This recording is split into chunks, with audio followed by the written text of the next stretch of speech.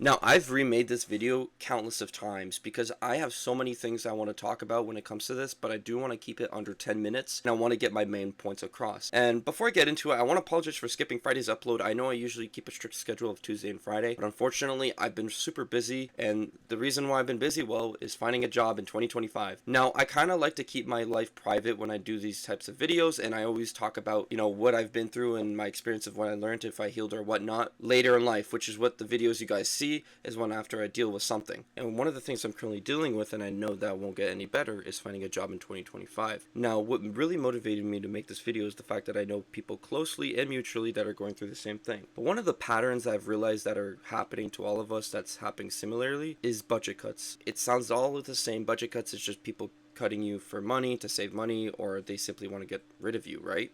I mean, there's definitely reasons why, but it's always, the front of the story is, oh, we just can't afford it or whatnot. There's always things that don't add up. From my first experience of being cut from a public job, that the fact that I was very mistreated from the start, meaning there was a lot of favoritism with the other students and there was a lot of biases, and my boss didn't really seem to be interested in talking with me, as it was a very hybrid job, meaning that I barely saw my boss in person. It was always online, and so I was obviously not able to build a relationship, but some of the students were able to because they had good chemistry or a lot of things in common. When it came to the period of re-signing my contract, they were celebrating signing this other student's contract in this one meeting that we had. There was a big celebration for it, everyone clapped, and for me, I haven't heard anything. Now from that period, my contract was ending within a month, and by this time, like I said, I would have heard something about it. Regardless of me getting cut or not, I would have heard something. Fast forward 2 weeks later, I still haven't heard anything. This is starting to worry me. I'm a student, and I need to pay my tuition. I need to pay my school. They know this, and I've always mentioned this to them, that I'm working here, and I'm glad that I've always been appreciated for them to letting me work during my school year, so it helps me pay. What ended up happening is when I set up a meeting to ask, they've obviously told me that I wasn't getting re-signed. This was the only time I've ever seen my boss talking to me with a smile. Business is just business. When you work for either private or public, you're nothing. But I wouldn't say necessarily that it's every job where you're nothing. I mean, sometimes it's out of the employer's control to re-sign you, and there's nothing wrong with that. Sometimes it has to be like that. But the pattern I'm seeing with a lot of people that I also know is that even though some of them are literally about to graduate or have graduated, are given all these excuses on the reasoning why they can't sign them. Sometimes they say, well, you're just on paper, you're still a student, so we can't re-sign students, even though you're no longer a student and you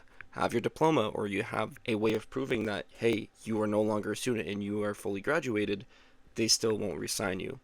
And that's a lot of the things that we're seeing here now today in the public sector for Canada when it comes to being on contracts or whatnot. Now, I'm not someone that is political or wants to get into politics, but I do know that it does somewhat play a role in the reasoning why this is happening a lot here in Canada. And it's hard because house prices here in Canada are sky high. And I guarantee you, if you still live at home and you ask your parents how much the house costed when they bought it, they're going to tell you a number that sounds unrealistic nowadays. The thing is that none of this is going to change anytime soon. It's going to take years, and I mean years, for things to go as probably back as they were before, but I don't think they will be. I think we're always going to be fighting to get a job either in the public or private sector. Now, a lot of people might say that, hey, well, to be fair, it's a lot easier to get a job for a private company or whatnot based off of your experience. However, it was a job opening for somewhere where I was heavily qualified, I would say, and I knew the area like the back of my hand. I made sure to let them know that, hey, I'm someone that could absolutely work here. I know the area by heart. I know absolutely everything about the job. I have great experience working in this type of field.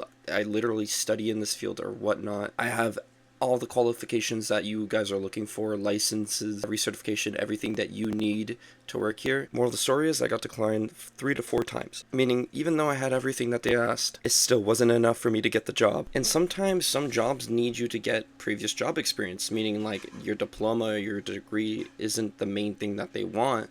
They want you to actually have experience in whatever field you want to go in. But sometimes some people have a hard time finding a job during that time, because obviously university or college can be very hard for some people, as if you're doing it full time, you have no really time to do any other hobbies, as Sometimes it's very demanding depending on the program that you're doing, and it doesn't give you the time to actually work. Now, my first year of university, I actually didn't even work at all because of how time consuming it was, and I was barely able to work any jobs. I obviously applied to jobs, but it took a really long time for me to actually hear something back. The moral of this video in general is, if you're someone that's beginning their secondary education, or you're going in your secondary education, try to find something that's related to it. I mean, the chances of you probably getting it might be low or not. Who knows? Depending where you live, depending how demanding it is, the job, it just all depends on where you are in life and what that job is looking for. The thing you could do is not wait until you're done your degree or towards the end, but do it at the beginning, because a lot of the times when you start with something small that's related to it, and it might not be a job that's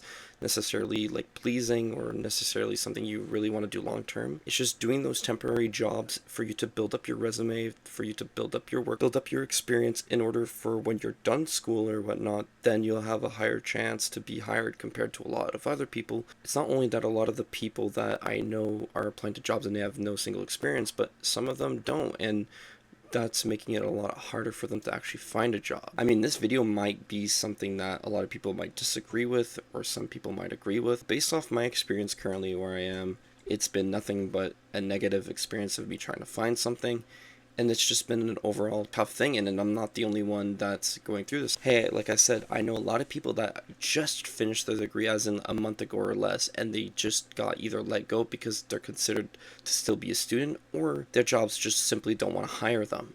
They're not getting a call or an email back. Take it as you will, and I don't want to leave this video on a negative note. I do believe that it is still very possible to get a job. I still feel like there's always a pros and cons to it. Building up your resume to small jobs, even if it's a part-time, even if it's a full-time, is still really good, and that's what's going to get people to want to hire you. And that's what I've kind of been doing for my life for the last 5 years of my life, is just working in things that are relating to what I want to do. I mean, hey, I might not work there for the longest. I might not be someone that is enjoying it, but I do realize it's going to help me in the long run, and everything is always temporary. But I don't want to ramble too much, and I hope this video was something that is useful for you guys, or something that you guys want to talk about, as I'm mainly making this video for you guys to talk about it down below in the comments. I want to hear your advice, I want to hear what you guys think about this, and I want to hear what you guys have experienced in overall, in general, in the job market, no matter where you are in the world. But either way, it's been Fellow, and remember, stay smart.